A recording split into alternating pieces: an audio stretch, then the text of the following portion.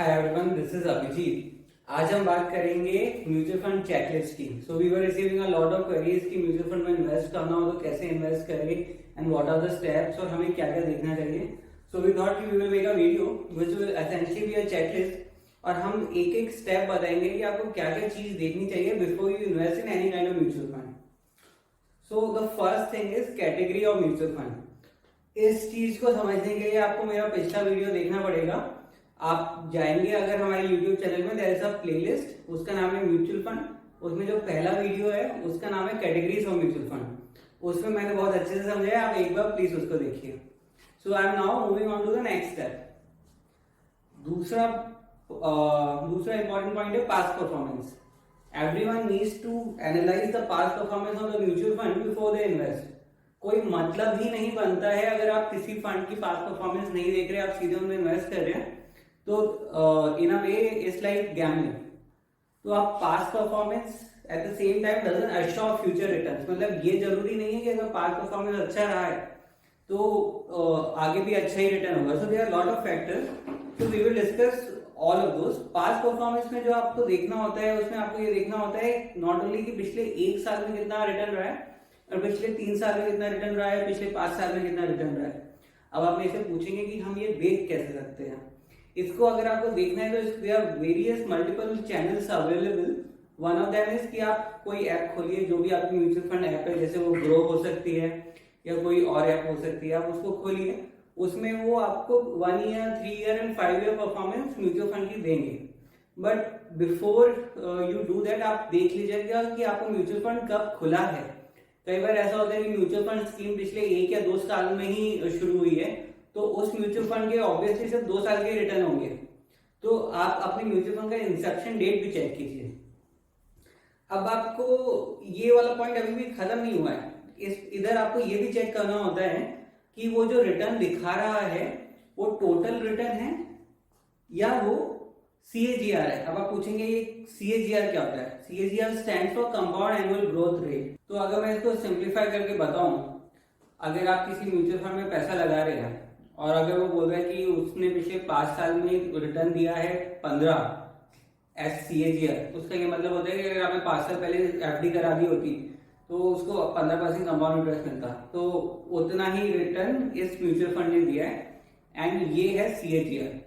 तो जब भी आप म्यूचुअल फंड में इन्वेस्ट कर रहे हैं, आप सिर्फ टोटल रिटर्न देख के इन्वेस्ट मत कर दीजिएगा। आप समझिएगा कि उन्होंने CAGR कितना दिया है। इस CAGR का यही फायदा है कि आप इससे कंपेयर कर सकते हैं कि आप अगर FD में इन्वेस्ट करते हैं या किसी फिक्स इनकम इंस्ट्रूमेंट में इन्वेस्ट करते हैं और किसी म्यूचुअल फंड की पास परफॉर्मेंस देख रहे हैं, तो दोनों को आप रिलेटिवली देख सकते हैं कि उन्होंने कैसी परफॉर्मेंस दी है basis of this CAGR।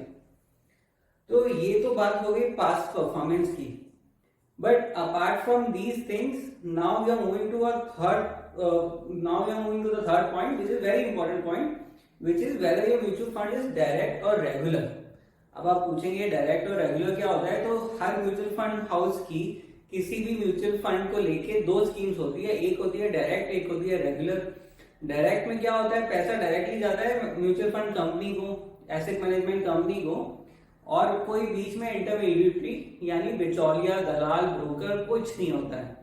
But दूसरी स्कीम होती है regular. Regular scheme is sold to you by intermediatory. कोई ब्रोकर होता है जो आपको बेच रहा होता है, तो उसमें कमीशन जाता है उस ब्रोकर को।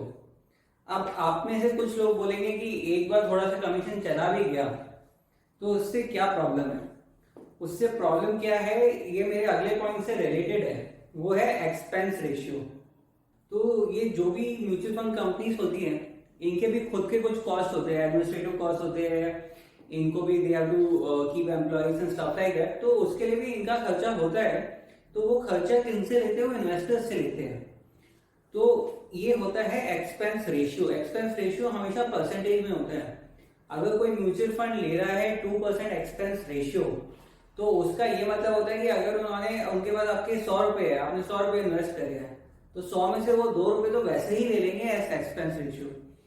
बट अब आप मेरे से पूछेंगे कि ये तो बहुत ज्यादा उनका कमीशन हो गया।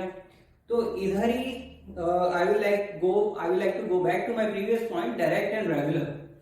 Direct and regular mutual fund में यही फर्क होता है, जो डायरेक्ट म्यूचुअल फंड होते हैं उनमें एक्सपेंस रेशियो बहुत कम होता है, जनरली 0.1 के आसपास होता है, जबकि जो रेगुलर म्यूचुअल फंड है उनमें अधिकतर 1% से ज्यादा ही होता है आपका एक्सपेंस रेशियो।